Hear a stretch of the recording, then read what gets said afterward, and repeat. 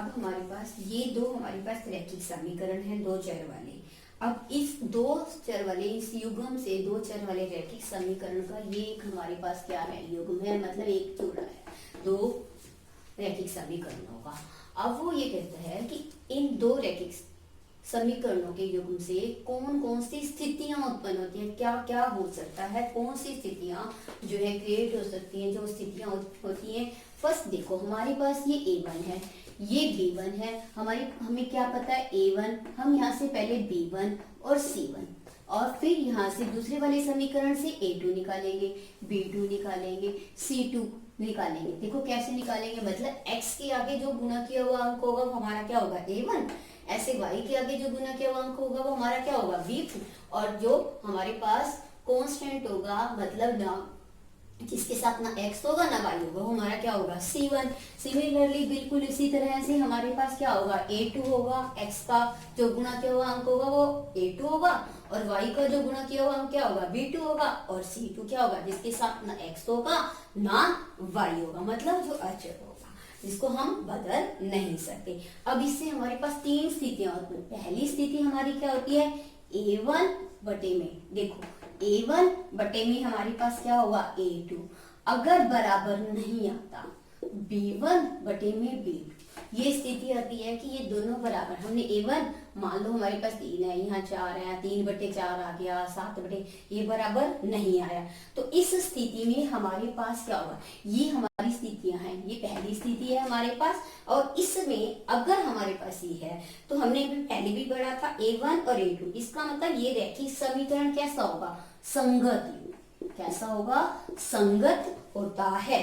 तो ये रैखिक समीकरण का युग कैसा होता है, युग्म संगत होता है, समझ आया। तो ये युग्म कैसा होता है, संगत होता है। दूसरी स्थिति हमारे पास क्या आती है कि अगर A1 बटे में A2 और बराबर आ जाता है B1 बटे में B2 और फिर बराबर नहीं है C1 बटे C2, मतलब हमारे पास कुछ भी आता है, अगर हम ये बटे ये निकालते हैं, ये बटे ये दोनों तो बराबर आ जाते हैं, जैसे ये 3/4 है, ये भी 3/4 है, लेकिन तीसरा जो है वो 7/8 वो बराबर नहीं आता। तो हमारे पास कैसा होगा, इसमें जो युग्म होगा समीकरणों का, ये जो रैखिक युग्म होगा ये कैसा होगा, असंगत होगा, कैसा होगा, असंगत होगा, कैसा होगा, असंगत होगा, ठीक है। उसके बाद तीसरी स्थिति हमारे पास आती है जिसमें ये क्या होते हैं, तीनों ही बराबर होते हैं, A1 बटे A2, B1 बटे B2 और C1 बटे C2, ये तीनों ही बराबर हैं। तो युग्म कैसा होगा हमारे पास, इसमें क्या होगा हमारा, इसको हम आश्रित युग्म कहते हैं, क्या कहते हैं, आश्रित, आश्रित भी कहते हैं, या तो हम लिख सकते हैं आश्रित होता है, या फिर से हम वही लिख सकते हैं कि ये संगत होता है। दोनों का मीनिंग क्या है, एक है, संगत होता है, आश्रित भी कह सकते हैं और संगत भी कह सकते हैं। अब देखो ध्यान से, A1 बटे A2, B1 बटे B2 बराबर नहीं है, अगर ये दोनों बराबर नहीं आते हैं तो इसका मतलब हमारे पास क्या होता है, संगत होता है। दोनों युग्म जो है, दोनों रैखिक समीकरण क्या है, संगत होते हैं।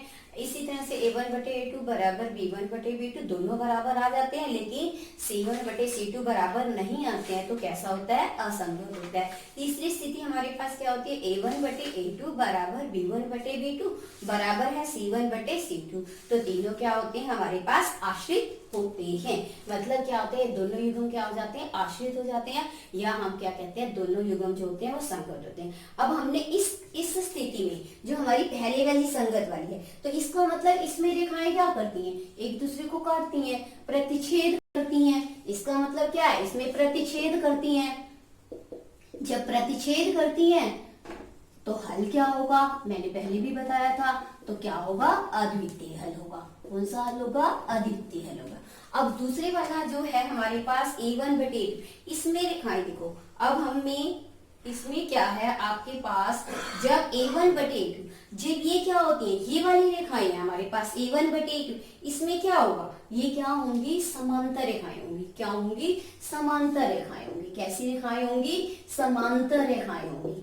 कैसी रेखाएं होंगी, समांतर रेखाएं होंगी। और जब ये समांतर रेखाएं होती हैं तो इनका कोई हल नहीं होता, कोई हल नहीं होता, कोई हल नहीं होता है। इसी तरह से अगर आपके पास ये क्या है, आश्रित है, संपाती है, तो इसका मतलब क्या, ये तीनों क्या है, बराबर है। बराबर है तो ये कैसी रेखाएं हैं, संपाती रेखाएं हैं। कैसी रेखाएं हैं, संपाती रेखाएं हैं। संपाती रेखाएं हैं, संगत हैं, तो इनका क्या है, अपरिमित रूप से अनेक हल है। कितने, अपरिमित रूप से अनेक हल हैं। अपरिमित रूप से अनेक हल हैं। अब देखो ध्यान से, आपने इसको ध्यान रखना है कि कैसे, कि अगर हमारे पास इस टेबल को आपने ध्यान में रखना है कि अगर हमारे पास दो समीकरण हैं, हमारे पास रैखिक समीकरण का युग्म है, एक जोड़ा है, तो उसमें ये सारी वास्तविक रेखाएं हैं, इनको पहले से निकाल के रख दो। a1 बटे a2 अगर बराबर नहीं है तब a1 बटे b2, इसका मतलब वो कैसा युग्म है, संगत युग्म है। कैसा युग्म है, युग्म कैसा होगा, संगत होगा। संगत होगा तो रेखाएं क्या होंगी, ये वाली दोनों के लिए अगर ये कंडीशन आती है तो प्रतिच्छेद करेंगे, अद्वितीय हल होगा। इसमें देखो जब वो c1 बटे c2 के बराबर नहीं आएगा तो युग्म कैसा होगा, असंगत होगा। तो रेखाएं क्या होंगी आपकी, रेखाएं आपकी देखो ध्यान से, समांतर रेखाएं होंगी, और समांतर रेखाएं होंगी तो इसका कोई हल नहीं होगा। इसी तरह से जब तीनों बराबर होती हैं तो संगत हल होता है, संपाती है तो इसके क्या हो जाएंगे, अनेक हल हो जाएंगे। प्रश्नावली 3.1 है। आफ्ताब अपनी पुत्री से कहता है कि 7 वर्ष पूर्व मतलब पहले मैं तुमसे 7 गुनी आयु का था, अब से 3 वर्ष बाद मैं तुमसे केवल 3 गुनी आयु का रह जाऊंगा। क्या यह मनोरंजक है? इस स्थिति को बीजगणितीय और ग्राफी दोनों विधि से हम करेंगे, क्योंकि उसने कहा है कि दोनों विधियों से करो, बीजगणितीय विधि से भी करो और ग्राफीय विधि से करो। हम क्या करेंगे, आफ्ताब अपनी पुत्री से कहता है कि 7 वर्ष पूर्व मैं तुमसे 7 गुनी आयु का था, तो हम मान के चलेंगे, माना आफ्ताब की जो हमने आयु मानी है, हम मान के चलेंगे कि माना आफ्ताब की जो वर्तमान आयु है उसकी, आफ्ताब की, हमने आफ्ताब कह रहा है ना कि अपनी पुत्री से, तो हम मान के चलते हैं कि माना पुत्री की आयु x वर्ष है, माना पुत्री की वर्तमान आयु क्या है, x वर्ष है। हम मान के चलते हैं कि पुत्री की वर्तमान आयु क्या है, x वर्ष है। तो आफ्ताब की वर्तमान आयु कितनी है, आफ्ताब की वर्तमान आयु, आफ्ताब की वर्तमान आयु हमने मानी कितनी है, y वर्ष है। अब देखो उसने क्या कहा है, उसने पहली स्थिति में कहा है कि 7 वर्ष पूर्व मतलब 7 साल पहले, 7 साल पहले पुत्री की वर्तमान आयु कितनी होगी, 7 वर्ष पूर्व, 7 वर्ष पूर्व पुत्री की आयु कितनी होगी, देखो पूर्व का मतलब पहले, यानी कि 7 साल पहले पुत्री कितने टाइम की होगी, कितने वर्ष की होगी, x माइनस 7। ऐसे ही 7 वर्ष पूर्व आफ्ताब की आयु कितनी होगी,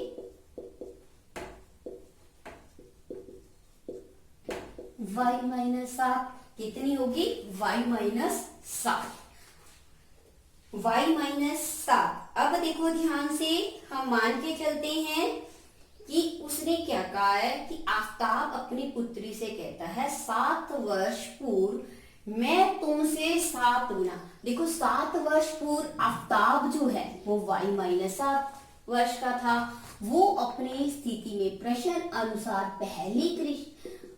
वो बात क्या कहता है, पहली स्थिति क्या बताता है कि 7 साल पहले आफ्ताब जो है अपनी पुत्री की आयु का 7 गुना, 7 अपनी पुत्री, उसकी पुत्री की आयु 7 साल पहले कितनी है, x माइनस 7, उसका कितना है 7 गुना। तो 7 से हमने क्या कर दिया, उसको गुना, क्या कर दिया हमने, गुना। तो देखो आपके पास समीकरण क्या बन गया, y माइनस 7, जब इसको इससे गुना करेंगे, 7 को हम x से करेंगे तो 7x, ऐसे 7 को जब हम 7 से करेंगे 7 क्या हो जाएगा 49, और ये प्लस का और ये माइनस का, प्लस माइनस माइनस, देखो आप ध्यान से, तो आपके पास क्या बन जाएगा, देखो 7x, इस y को आप उधर लेके गए तो आपके पास माइनस का y, ये देखो आप, ये इधर आया, ये आपके पास देखो ध्यान से 7x, इस y को आपने वहां शिफ्ट किया, जब आपने वहां शिफ्ट किया तो ये उधर गया आपके पास। अब देखो जब आप इसको इधर लेके आओगे, पहले आपके पास माइनस आता है, ये इधर आएगा तो प्लस का क्या बन जाएगा, आपके पास माइनस वाला क्या बन जाएगा,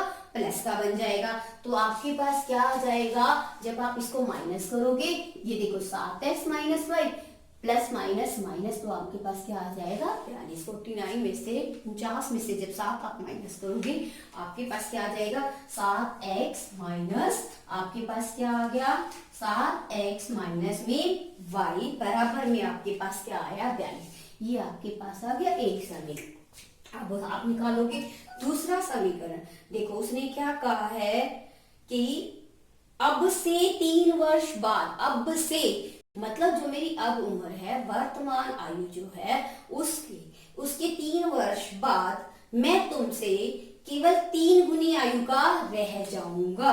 देखो उसने क्या कहा है, अब से 3 वर्ष बाद, देखो अब मैं पहले मैंने 7 वर्ष पूरी निकाली थी, अब मैं 3 वर्ष बाद निकालू तो 3 वर्ष बाद पुत्री की आयु क्या होगी, 3 वर्ष बाद पुत्री की आयु क्या होगी, आपके पास x प्लस 3, देखो जब बाद की निकालते हैं तो हम क्या करते हैं प्लस, पहले की निकालते हैं तो माइनस, तो आफ्ताब की आयु क्या होगी 3 वर्ष बाद, 3 वर्ष बाद आफ्ताब की आयु क्या आ जाएगी y प्लस 3, आप वर्ष तो लगा ही सकते हो वर्ष।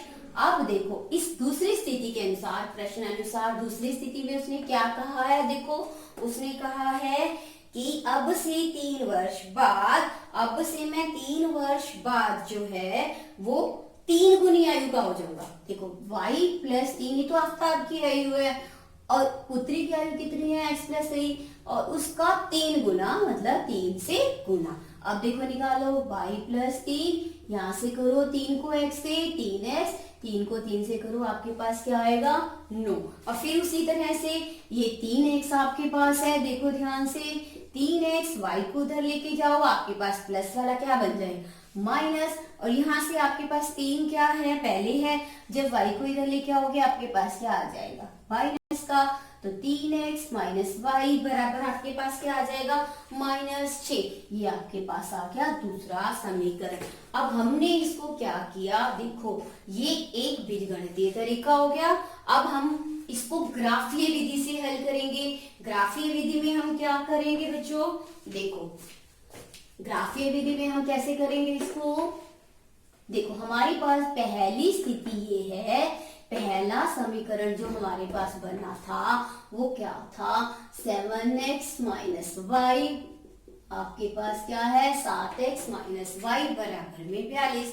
दूसरा हमारे पास क्या है 3x माइनस वाई बराबर में -6, ये दूसरा समीकरण, ये पहला समीकरण, हमारे पास ये दोनों बन गए समीकरण। ये हमारी कौन सी विधि थी, बीजगणितीय विधि। अब हमने इस समीकरण को ग्राफीय विधि से हल करना है, तो हम ग्राफीय विधि से कैसे करेंगे। अब ग्राफीय विधि से देखो बच्चे, ग्राफीय विधि से हम इसको कैसे हल करेंगे। ग्राफीय विधि में हम क्या बनाएंगे, जो हम 9th क्लास में पहले से ही 9वीं कक्षा में बनाते थे ग्राफ, हम किसी एक की वैल्यू रखेंगे, किसी एक का मान रखेंगे और दूसरा हमारे पास आ जाएगा। देखो हम एक टेबल बनाएंगे, एक x और एक y के लिए। देखो ध्यान से, 3 हम हल लेंगे, हम 2 भी ले सकते हैं, 3 भी ले सकते हैं, ये आपकी इच्छा है कि आप कितने लोगे। हमने पहले x का मान देखो 6 रखा, हमने x बराबर क्या लिया 6, इसको देखो 6x का मान रखा, y का आप निकाल सकते हो -y, देखो यहाँ से 42 आ गया बराबर में 42। y बराबर देखो 42, उसको 42 को आप उधर लेके जाओगे, प्लस वाला क्या आ जाएगा माइनस, तो y का मान आपके पास क्या आ गया 0। आपने रखा क्या 6 और आपके पास y का आया क्या 0। फिर आपने x का मान लिया 5। अब देखो x का मान जब आप 5 रखोगे तो 7 गुना में 5, y आपके पास है वैसे का वैसे 42 भी।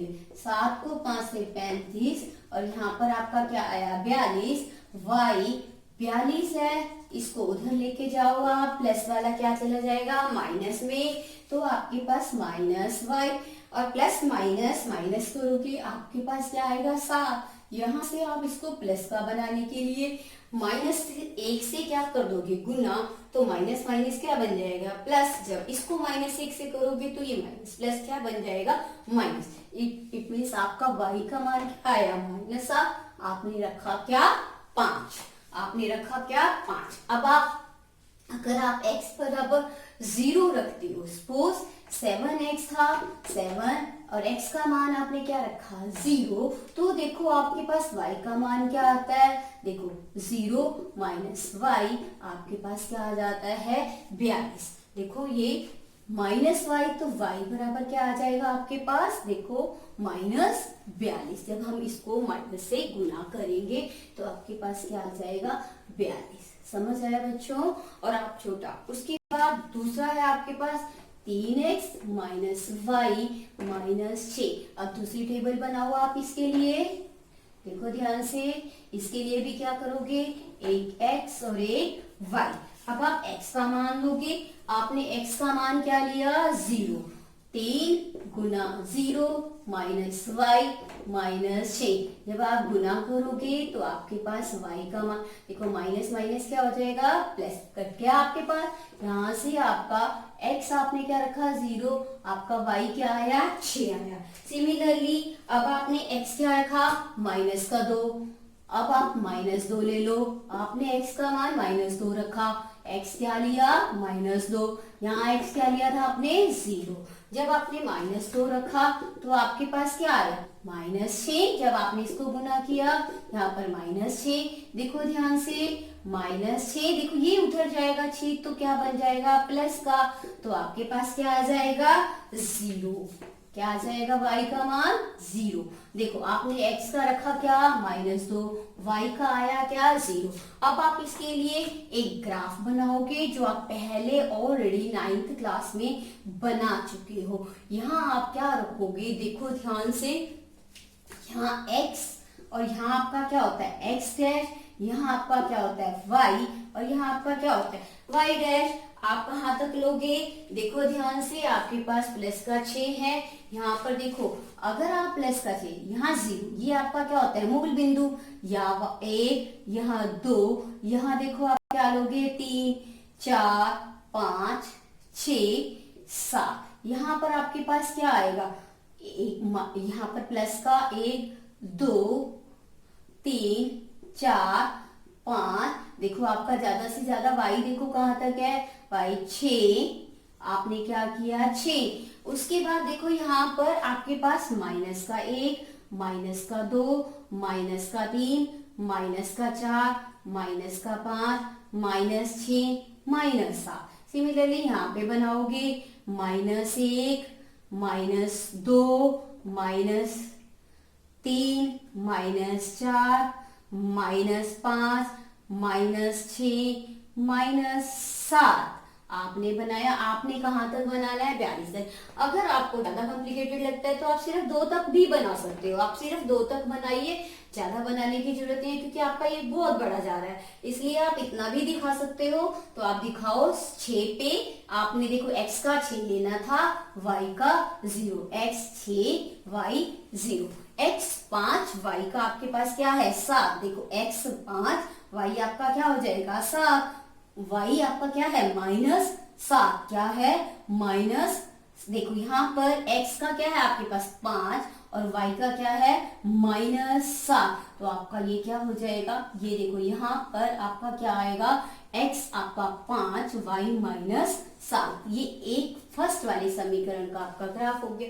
उसके बाद दूसरे वाले का देखो, 0 पे आपने क्या बनाना है, 6, ये आपका 6 है, 0 और 6। सिमिलरली -2 पे आपने क्या बनाना है, 0, ये आपका बन जाएगा -2 पे 0। ये आपका देखो, यहां से आप इसको मिलाओगे तो ये आपका क्या हो जाएगा, ये देखो ध्यान से, ये आपका दूसरा समीकरण। इस तरह से हम इसको ग्राफीय विधि से हल कर सकते हैं।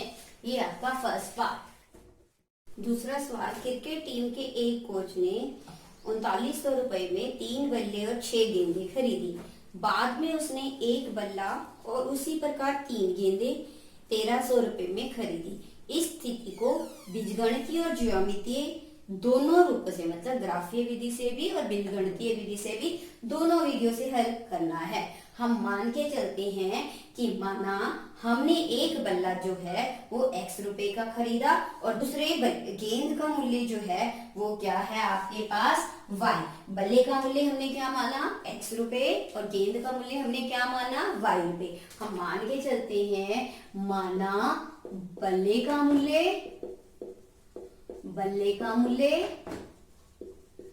माना एक बल्ले का मूल्य x रुपए और एक गेंद का मूल्य y रुपए। क्या माना हमने, एक बल्ले का मूल्य और एक गेंद का मूल्य, एक बल्ले का x रुपए, गेंद का मूल्य y रुपए। अब हमारे पास प्रश्नानुसार दो समीकरण बनेंगे। देखो कैसे बनेंगे प्रश्नानुसार। पहला समीकरण है कि 3 बल्ले खरीदे। देखो एक अगर x रुपए का था, 3 बल्ले कितने के आएंगे, 3x के आएंगे। ऐसे एक गेंद अगर y रुपए के आते हैं तो 6 गेंद कितने के आएंगी, 6y के आएंगी। और इन दोनों का मिला के हमें मूल्य दिया हुआ है 3900 रुपए। कितना दिया हुआ है, 3 बल्लों का 6 गेंदों का मिला के कितना दिया हुआ है, 3900 रुपए। इसी तरह से एक बल्ले का तो हमें पता है x है, और एक गेंद हमारे पास देखो एक बल्ला है और 3 गेंदे, तो एक गेंद का हमें पता है y, तो 3 गेंदों का कितना हो जाएगा, 3y, और इसका कितना आएगा, हमारे पास दिया हुआ है 1300 रुपए। अब हमने इसको हल करना है। देखो पहले समीकरण, ये तो हो गया कौन सा रूप, बीजगणितीय। कौन सी विधि हो गई, बीजगणितीय। अब दूसरी विधि कौन सी होगी, ग्राफीय विधि। ये पहली विधि हो गई, और दूसरी हमने बनानी है ग्राफीय विधि। ग्राफीय विधि से हमने क्या करना है, पहला समीकरण लेना है, और उसके लिए हमने क्या बनाना है, ग्राफ बनाना है, टेबल बनानी है, एक सारणी बनानी है। सारणी में हमने क्या करना है, एक x लिखना है और एक y, और हमने x और y का मान निकालना है। पहले हमने x का मान क्या रखा, देखो 0। हमने क्या रखा, x का मान 0। मान लो x का मान हम क्या लेते हैं, 0। तो देखो y का मान आपके पास क्या आएगा, करके देखो बच्चों। ये देखो 0 प्लस में 6y, आपके पास क्या आया 3900। y का मान निकालने के लिए देखो गुना वाला कहाँ चला गया, भाग में। x क्या लिया आपने, 0। काटो, 3 दूनी 6, 3 एकम 3, और फिर काटो आप इसको, 2 छिक्के 12, 2 पंच, तो आपके पास क्या आया 650। आपने रखा क्या, 0।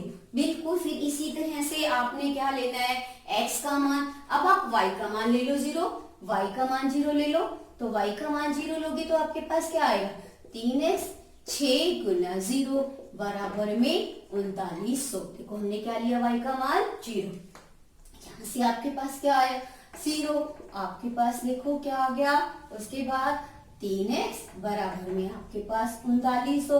तो x का मान आपके पास क्या आया, भाग करो, 3 एकम 3, 1300। तो x का मान आपके पास कितना निकल गया, 1300।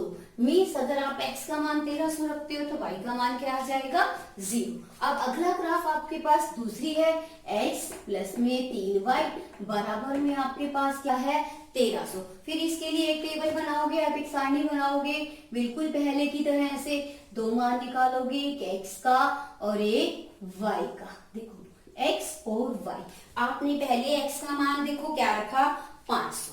पहले x का मान आपने क्या रखा, 500। देखो x आपने लिया 500 रखा, प्लस में 3y बराबर में 1300। देखो 3y 1300, 500 को उधर लेके जाओ, प्लस वाला क्या हो जाएगा, माइनस। आपका करके देखो, 500 रखोगे, अगर आपने पास 500 रखा तो आपके पास देखो क्या आया, y का मान। आप इसको भाग करके देखो, x अगर आप 500 रखते हो तो y का मान आपके पास देखो क्या आता है बच्चों, ध्यान से देखो, आपके पास एक गेंद x थी और यहाँ पर आपके पास गेंदे 3 थी। देखो ध्यान से, ऐसा मान रखो जिससे कि आपका इजी से बन जाए।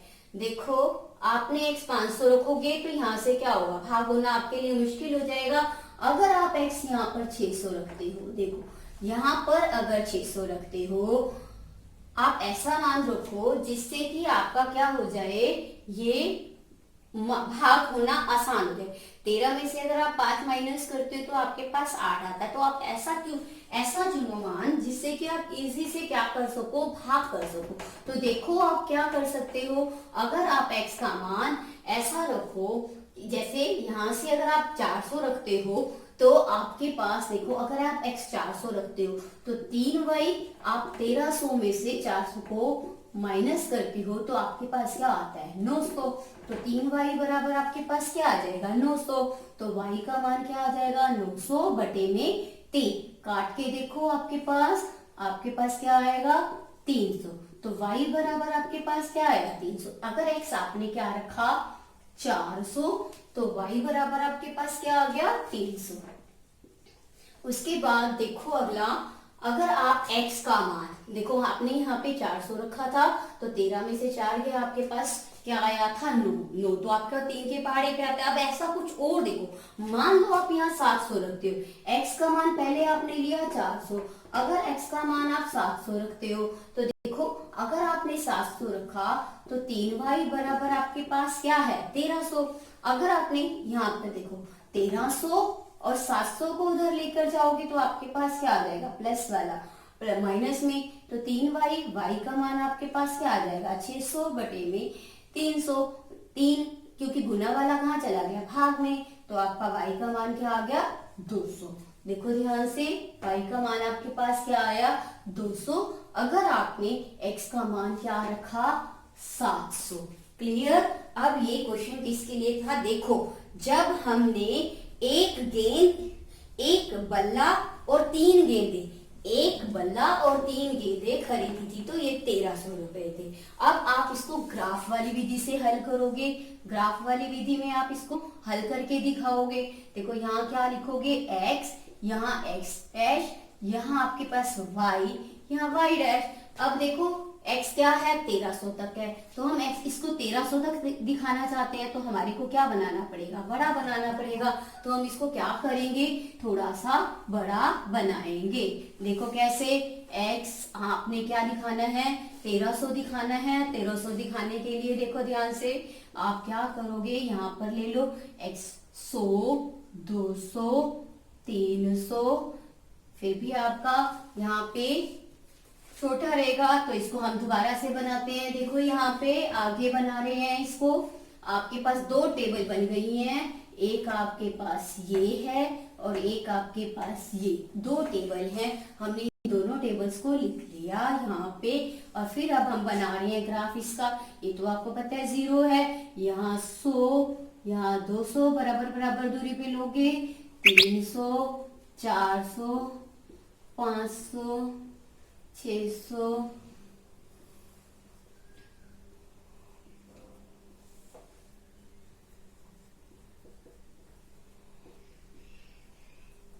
यहाँ पर आपका आ गया 1300, ये आपका है x, यहाँ से आप ले लोगे x डैश, ये आपका y, y देखो आपका कहाँ तक है, y देखो आपका 650 तक, 100, 200, 300, 400, 500, 600 और आपका 700, यहाँ लिख दोगे आप y।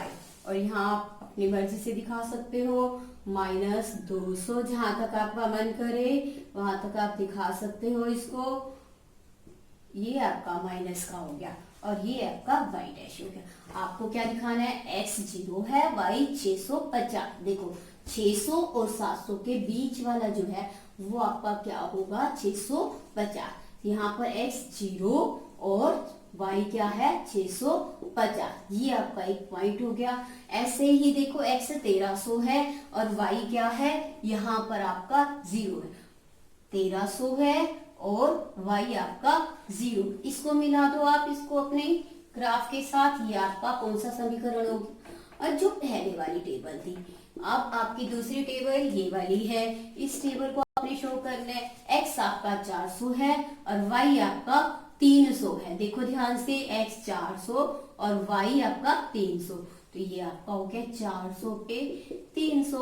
उसके बाद यहाँ x 700 है और y आपका 200 है, देखो ये 700 और ये आपका 200, आप इसको मिला दो, ये 700 और ये 200, ये आपका दूसरा समीकरण है। क्लियर, समझ आया बच्चों आपको, ये आपका दूसरा समीकरण है। क्लियर हो गया बच्चों। नेक्स्ट देखो अगला, 2 किलोग्राम सेब और 1 किलोग्राम अंगूर का मूल्य किसी दिन 160 रुपए था, एक महीने बाद 4 किलोग्राम सेब और 2 किलोग्राम अंगूर का मूल्य 300 रुपए हो जाता है। इस स्थिति को बीजगणितीय और ज्यामितीय विधि से दोनों रूपों में व्यक्त करो। पहली विधि, 2 किलोग्राम सेब, हमने देखो पहला, हमने इसको भी पहले दोनों सवालों की तरह से दोनों विधियों से दिखाना है। पहली विधि, हम पहले तो मान के चलते हैं, माना 1 किलोग्राम सेब का मूल्य, 1 किलोग्राम सेब का मूल्य x रुपए और 1 किलोग्राम अंगूर का मूल्य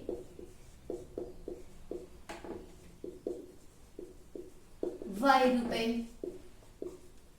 अब देखो प्रश्नानुसार फिर से हमने दो कंडीशन बना ली है, दोनों स्थितियां लिखनी है। पहली स्थिति में वो कह रहा है 2 किलोग्राम से, देखो 1 का x है तो 2 का क्या होगा, 2x हो जाएगा, और 1 किलोग्राम अंगूर, 1 किलोग्राम अंगूर का मूल्य कितना है, y है, दोनों को मिला के हमारे पास कितना मूल्य दिया हुआ है, 160 रुपए। दूसरी स्थिति में वो कहते हैं 4 किलोग्राम से, 1 का x है तो 4 का क्या होगा, 4x। उसके बाद वो कहता है 2 किलोग्राम अंगूर, 1 का y तो 2 का क्या होगा, 2y। इन दोनों को मिलाकर हमें कितना दिया हुआ है, 300 रुपए। कितना दिया हुआ है, 300 रुपए। अब देखो हम क्या कर सकते हैं, हमारे पास पहला रूप आ गया बीजगणितीय रूप, ये कौन सी विधि होगी, बीजगणित। अब हमने इसको दिखाना है ग्राफीय विधि। फिर पहले की तरह से हमने क्या करना है, पहले इसके लिए एक टेबल बनानी है, टेबल सारणी बनानी है, जिसमें हमने मान निकालनी है, एक x का और एक y का। अगर हम x का रखेंगे तो हमारे पास y का मान आएगा, और अगर हम y का मान रखेंगे तो हमारे पास किसका आएगा, x का आएगा। अगर हम x 50 रखते हैं, मान के चलते हैं x हमने क्या रखा, 50, देखो 2 गुना 50, x का मान 50 रखा हमने, तो y का मान निकालेंगे। देखो यहाँ पे क्या आ जाएगा, y का मान, देखो ध्यान से, y बराबर क्या आ गया, 100 उधर जाके प्लस वाला क्या बन जाएगा, माइनस। तो आपके पास y क्या आया, 60, x आपने क्या रखा, 50, y क्या आया आपके पास, 60। अब आप x क्या रख रहे हो, अब आप x और रख के देखो, तीसरा x, अब देखो 2 गुना x, x आप क्या रख रहे हो, मान लो आपने 45 रखा, तो y आपके पास क्या आएगा, करके देखो, इसको 45 को 2 से गुना करोगे 90, और y का मान क्या आ जाएगा, 160 माइनस 90, माइनस करो 16 में से, y आपके पास क्या आ गया, 70। आपने रखा क्या था, x 45। एक समीकरण आपके पास तैयार, एक आपकी टेबल सारणी जो है बनी। दूसरी सारणी के लिए आप क्या करोगे, 4x प्लस 2y बराबर में 300। अब इसके लिए सारणी बनाओ आप, दूसरी सारणी, फिर वही पहले की तरह से x का मान रखो और y का मान आपके पास आ जाएगा। अब आपने x का मान रखना है, सपोज आपने x का मान 50 रखा, क्या रखा, 50। देखो x बराबर अगर 50 रख रहे हो तो 4 गुना 50 जमा में आपके पास 2y बराबर 300, गुना करो आपके पास 200, यहाँ से देखो आपके पास क्या आया, 300, 2y बराबर देखो 300, 200 को उधर लेके जाओगे, प्लस वाला आपका क्या हो जाएगा, माइनस। जब आप माइनस करोगे तो आपके पास क्या आएगा, 100, तो y का मान क्या आ जाएगा, गुना वाला कहाँ जाएगा, भाग में, तो y का मान आपके पास क्या आ जाएगा, 50। तो आपने रखा क्या था, 50, आया भी आपके पास क्या, 50। उसके बाद अगर आप x का मान 40 रखते हो, x का मान आपने रखा 40, हमने x का मान क्या लिया, 40, एक बार क्या लिया हमने, 50। देखो 4 गुना 40 प्लस में आपके पास क्या है, 2y। आप गुना करो यहाँ से 160, यहाँ से 2y, यहाँ आपके पास आ गया 2y 300, यहाँ से माइनस प्लस वाला उधर जाके माइनस, आपके पास क्या आ गया 140। y का मान आपके पास क्या आया है, गुना वाला कहाँ गया आपका, भाग में, 2 सत्ते 14, y बराबर आपके पास क्या आया, 70। आपने रखा क्या, 40, आया आपके पास क्या, 70। और फिर आप इसको ग्राफी विधि से हल करके दिखाओगे। यस, आप देखो ध्यान से, देखो x आपका कहाँ तक है, 50 तक, यहाँ आपने 0 लिया, आपको पता है मूल बिंदु होता है, यहाँ आप 10 का मान ले लो या 5 का। अगर 5 का लोगे तो आपको बहुत बड़ा लेना पड़ेगा। अगर आप यहाँ पर 10 का मान दिखाते हो, देखो यहाँ 10, यहाँ 20, यहाँ 30, यहाँ 40, यहाँ 50 और यहाँ आपके पास 60, ये आपका x हो गया। और यहाँ आपका x डैश कौन सा होगा, माइनस का होगा। आपको ज्यादा जरूरत नहीं है दिखाने की, आप बस एक जितनी आपकी रिक्वायरमेंट है आप उतना दिखाओ। यहाँ पर आप y दिखाओगे, y आपको देखो, फिर वही 10, 20, 30, आपने लिया 40, 50, 60 और 70, आपकी जितनी रिक्वायरमेंट है आप उतनी दिखाओ। y देखो, x अगर आपने 50 रखा तो y आपके पास कितना है, 60। x 50, y 60। देखो आपका ग्राफ कहाँ पे बनेगा, यहाँ पे, तो ये आपका क्या हो गया, x 50, y 60, यहाँ 50 और 60। सिमिलरली देखो 45 के ऊपर 70 है, देखो 40 और 50 के बीच में 45, 45 पे आपने क्या बनाना है, 70 बनाना है। देखो ये आपका यहाँ पे जाएगा 70, यहाँ पर आपका 45 और 70। जब आप इसको मिलाओगे तो आपका क्या, ये ग्राफ बनेगा सीधा, ये आपका समीकरण नंबर 1। इसी तरह से दूसरा बनाओगे आप इसको समीकरण नंबर 1 भी लिख सकते हो और ऐसे भी लिख सकते हो, दोनों में से आपका कोई भी गलत नहीं है। दूसरा आपके पास देखो 4, ये वाला दूसरी टेबल के लिए आपके पास x 50 है और y भी आपके पास क्या है, 50 है, तो यहाँ पर आपका बनेगा 50 पे 50, ये आपका ये वाला हो जाएगा। और आप अगला बनाओगे 40 पे 70, ये 40 है और ये देखो ये आपका क्या है, 70 है। यहाँ पे 40 पे आपका क्या बनेगा, ये 40 और ये 70। जब आप इसको मिलाओगे तो आपका क्या बनेगा, देखो 40 पे 70 बिल्कुल पास पास इसके यहाँ पर लाइन बनेगी, बिल्कुल पैरेलल सी लाइन आपकी दूसरे समीकरण की। ये देखो ये आपका ग्राफीय विधि से हल है।